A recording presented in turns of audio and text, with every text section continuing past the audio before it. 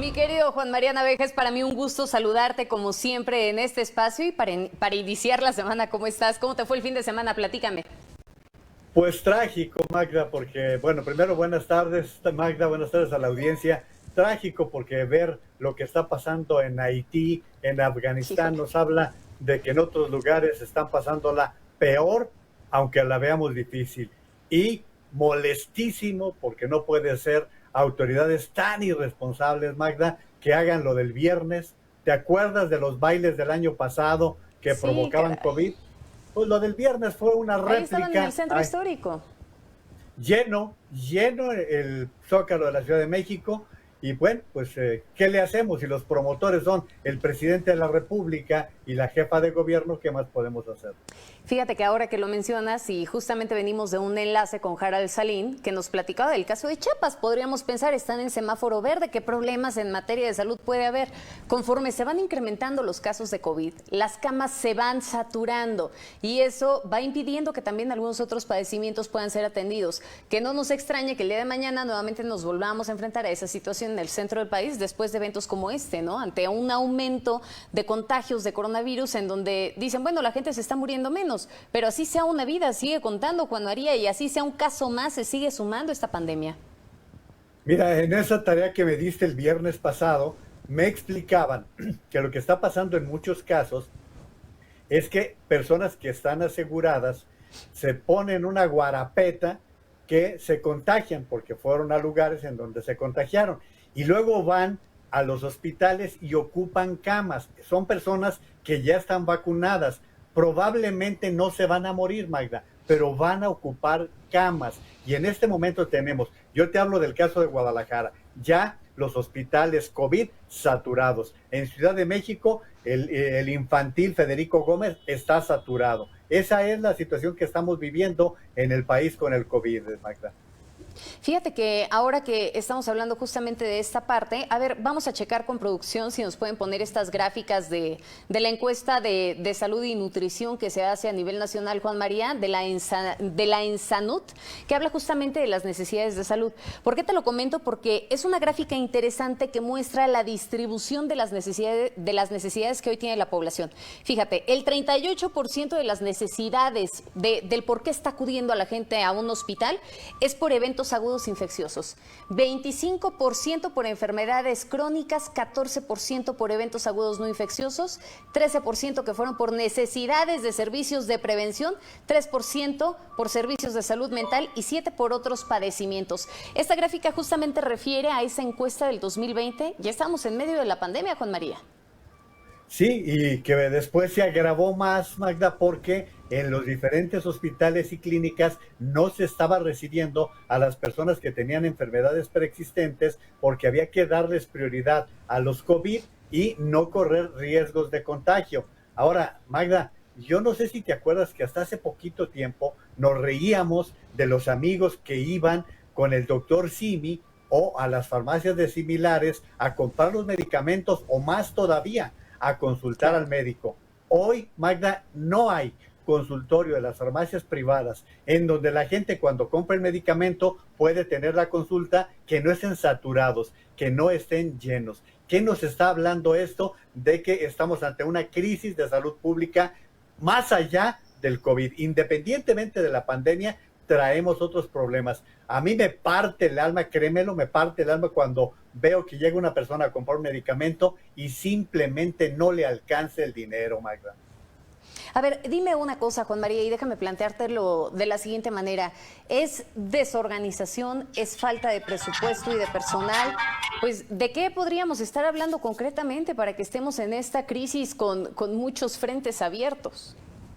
Es falta de sensibilidad, falta de progenitora, porque mira, Magda, no hay en este momento asuntos más importantes en el país.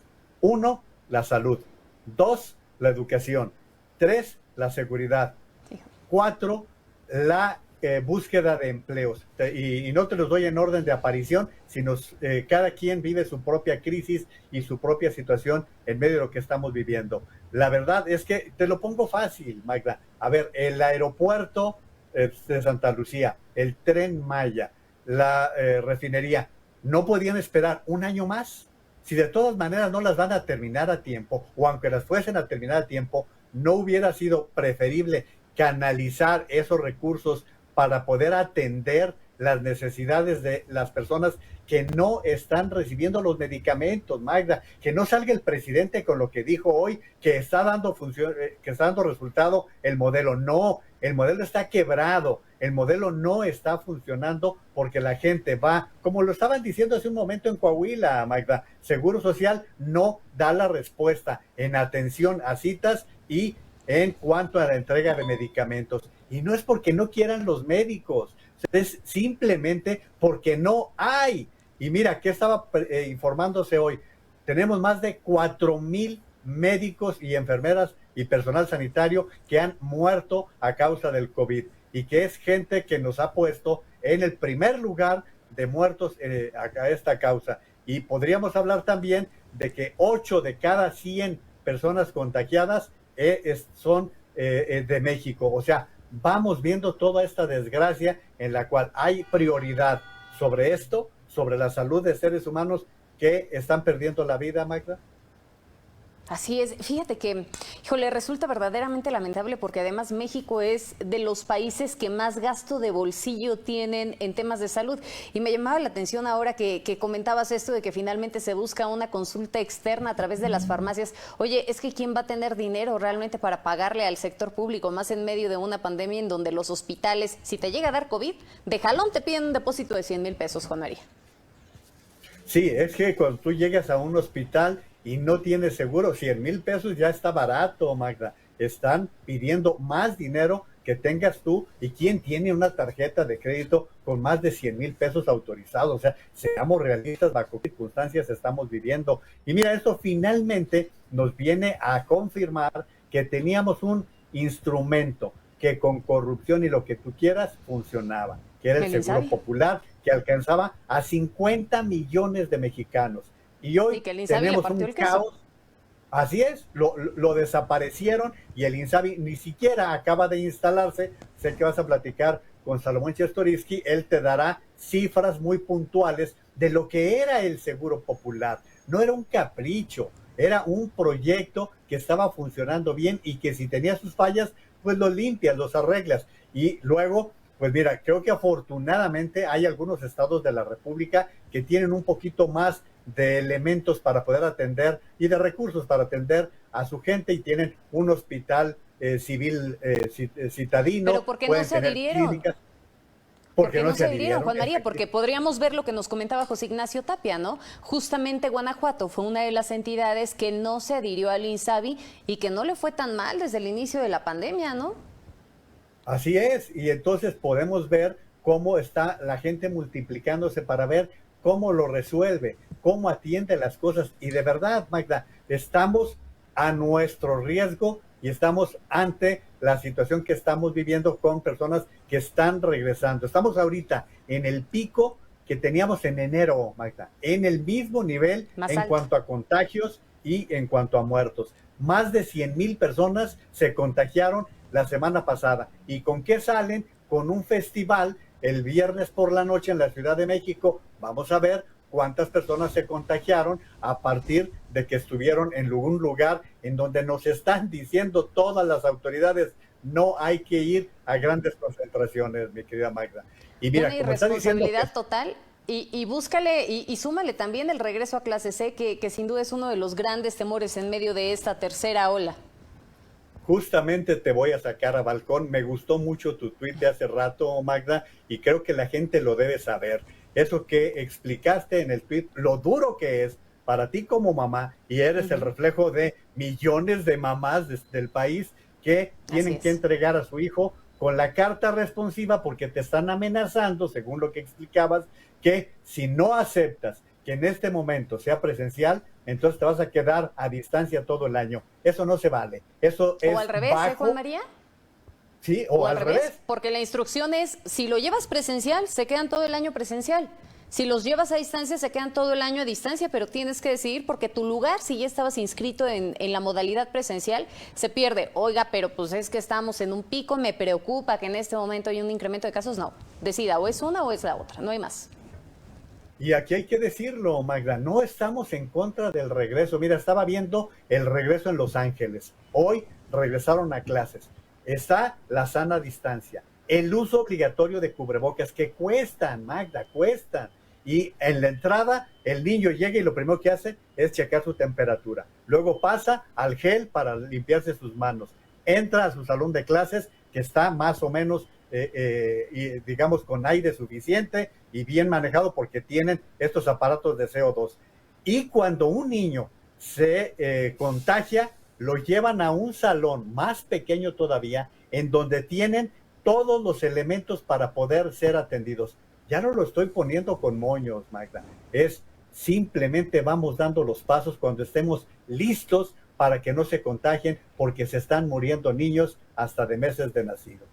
Nos decía Marco Fernández, ¿no?, que de los casos que han regresado a nivel internacional, no lo hicieron en medio de un pico de pandemia, ¿no? Lo hicieron en un momento en donde los casos estaban controlados con todas estas medidas, que no dudo de las medidas que se puedan aplicar en las escuelas. El asunto es que en este momento hay un pico de contagios que se requeriría tener una mayor flexibilidad y que simplemente te dicen, no, porque la escuela, sí sea particular, está afiliada a la Secretaría de Educación Pública y la instrucción es clara. Esto lo dijo el gobierno federal.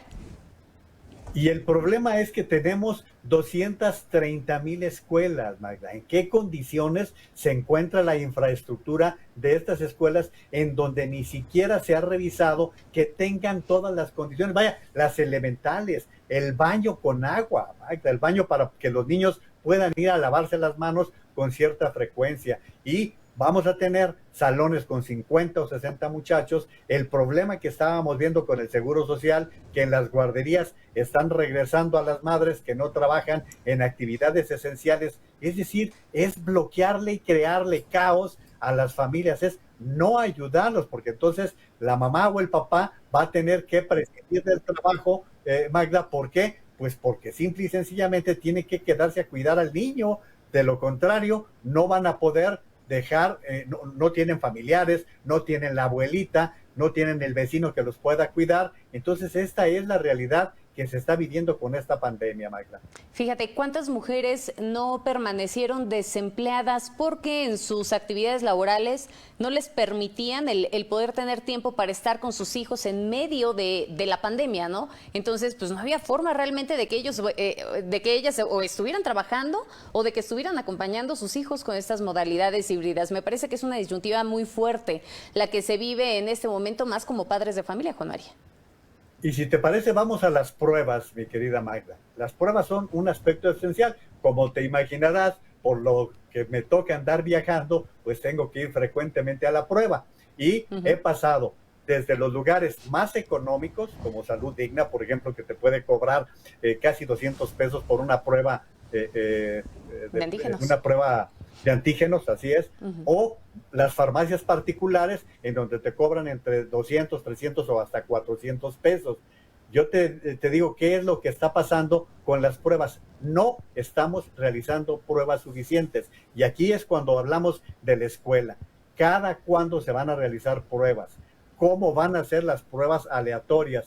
Y mira, veía en Florida, perdón que saquemos los ejemplos, pero tenemos que fijarnos en lo que están haciendo otros países. Estaba viendo yo en Florida que los niños de preescolar solitos se introducen el popote, lo que sea, para poder, para que ellos sean y no sea la enfermera o la asistente quien lastime al chiquito cuando están haciendo la prueba. Pero les están haciendo pruebas a los niños de preescolar para poder asegurarse. ¿Por qué? Pues porque esta variedad delta está afectando a los jóvenes, a los más chicos, y si no lo queremos entender, pues ya viene la Epsilon, Magda, y ya sabemos cómo se van multiplicando estas variantes, que sin que tú y yo seamos médicos, bueno, tú lo tienes en casa, que sin que seamos especialistas, sí nos damos cuenta de la gravedad de que vaya creciendo esta serie de variedades del COVID-19, Magda. Y que justamente esta nueva variante la comentabas la semana pasada, ¿no? Que es una variante que ya se está empezando a presentar, que puede llegar a complicar los casos que ya de por sí tenemos de COVID-19 frente a la variante Delta. Y el asunto es que pues seguimos sin acelerar las vacunas, ¿no? Recientemente veía un tuit en donde decían y hablaban de un número importante de vacunas que siguen estancadas y que siguen sin poderse aplicar. ¿Por qué? Porque están en tránsito, porque todavía no se saben si están llegando o no están llegando. El asunto es que no están siendo aplicadas. O no las encuentran. Y lo posteaba Arturo Barba, ahora que recuerdo. Y mira que Arturo, si de algo sabe, es precisamente de esos temas y sus implicaciones. Hoy lo que publica Raimundo Riva Palacio, Magda, que hay 18,000 vacunas que no saben dónde están, que costaron 44,000 millones de pesos y las traen perdidas. Y fíjate lo que dice, que ni siquiera se puede responsabilizar de esto a López-Gatell, porque probablemente se quedaron entre Relaciones Exteriores, Secretaría de Salud, y no saben ni por dónde están. Y mira, retomando lo de Seguro Popular y las implicaciones que tiene la atención que la gente no tiene garantizada. Hay un sinnúmero de instancias a las cuales la gente acude porque es donde están afiliadas. El seguro, el ISSSTE, los militares, en fin, hay muchas instancias, los ferrocarrileros, todos los que tienen un tipo de servicio. Pero existe un 45-50% de mexicanos que no tienen una opción en donde van a poderlo recibir. Entonces, volvemos al Seguro Popular, que sí podía atenderlos, que sí los atendía y de cosas graves. Hoy sabemos que el INSABI no atiende enfermedades de primer nivel, como puede ser cáncer, como puede ser la diálisis, todo lo que se tiene que hacer, y que el Seguro Popular sí lo tenía cubierto. Entonces, este instrumento, que hay que decírselo a nuestra gente, porque muchas veces se malinterpreta. La gente creía que el Seguro Popular era una red de instalaciones. No, el Seguro Popular era un sistema administrativo que te remitía al hospital, a la clínica, a la farmacia, para que tú pudieses recibir la atención. Esa era la gran virtud del Seguro Popular. Oye, Juan María, y ya para que podamos concluir, permíteme que te interrumpa en esa parte, porque me parece que esta pregunta es crucial. ¿Cuál es el futuro del sistema de salud en México? ¿Para dónde vamos? Con todo esto que ya comentamos, en medio de la pandemia, con las otras enfermedades que verdaderamente las siguen padeciendo los mexicanos, enfermedades crónico-degenerativas, con la falta de medicamentos, con la falta de vacunas, ¿cuál es el futuro de este sector? El sector salud lamentablemente lo van a entregar peor de como lo recibieron, Magda, porque a menos que el presidente de la República sacrificase uno de sus proyectos, no se va a incrementar el presupuesto destinado al sector salud.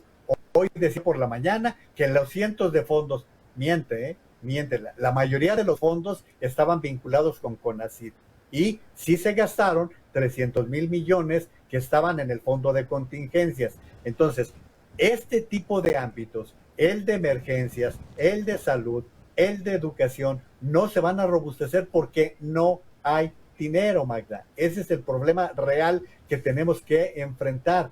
El gobierno está con recursos muy limitados y no dejemos de reconocer que recibieron un sistema de salud con problemas. Eso es cierto, pero lo están empeorando en grandes proporciones con una situación. Bueno, pues Magda, hoy estamos hablando de más de 500,000 de muertos entre COVID y enfermedades preexistentes. Claro.